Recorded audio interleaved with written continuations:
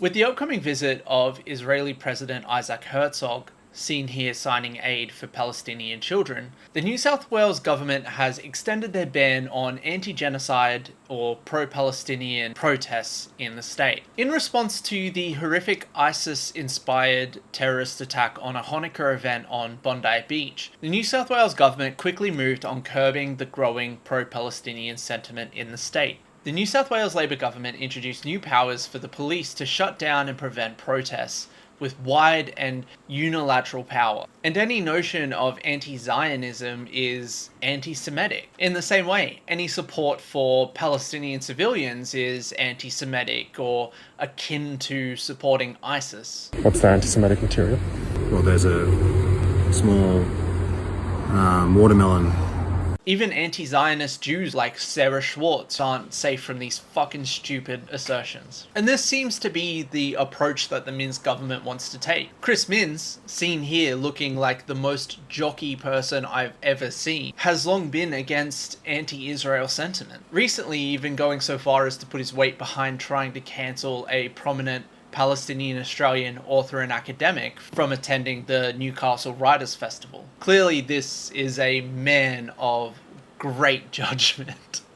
My disdain for Chris Minns aside, the notion that these laws promote social cohesion and public safety are just ridiculous. Social cohesion, especially in liberal democracies like ours, exists through this concept of pressure release levers. Be it through protest or elections, these give us a way to express our dissatisfaction with the government and release pressure on the system so it doesn't boil over and explode.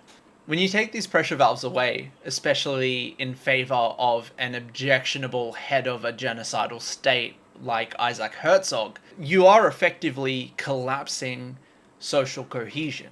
Like a pipe, the pressure will eventually explode somewhere. And even if we look at it as a purely political calculation on behalf of the Minns government, left-wing parties just continue to take the same goddamn L. They win government and then they try to shift a little bit incrementally to the right for electoral reasons or incompetence or because they have a getting shit on kink. This happened to the Democrats in 2024 where they shifted right on the US-Mexican border and lost because the other option was wanting to do worse. And it's happening now in the UK where the alleged pedo-protecting Starmer government continues to opine to the right on certain issues and try to maintain the status quo on others, only now losing support as people shift into reform and to the Greens. Centrists are fucking stupid and don't want to learn a lesson. But I think in this instance, the most important thing to focus on is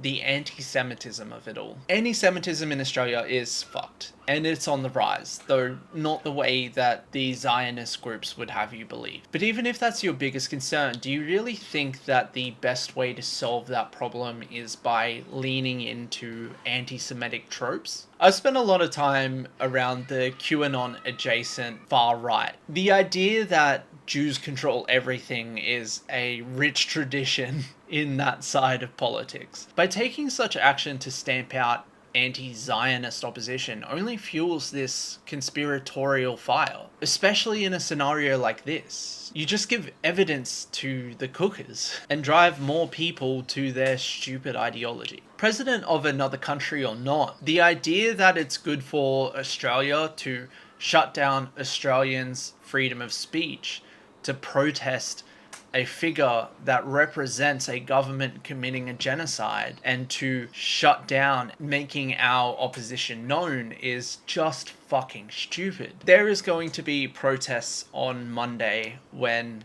President Herzog lands in Australia. I think anywhere in Australia, wherever you are, especially if you are in New South Wales, you should get out there and make your voice known.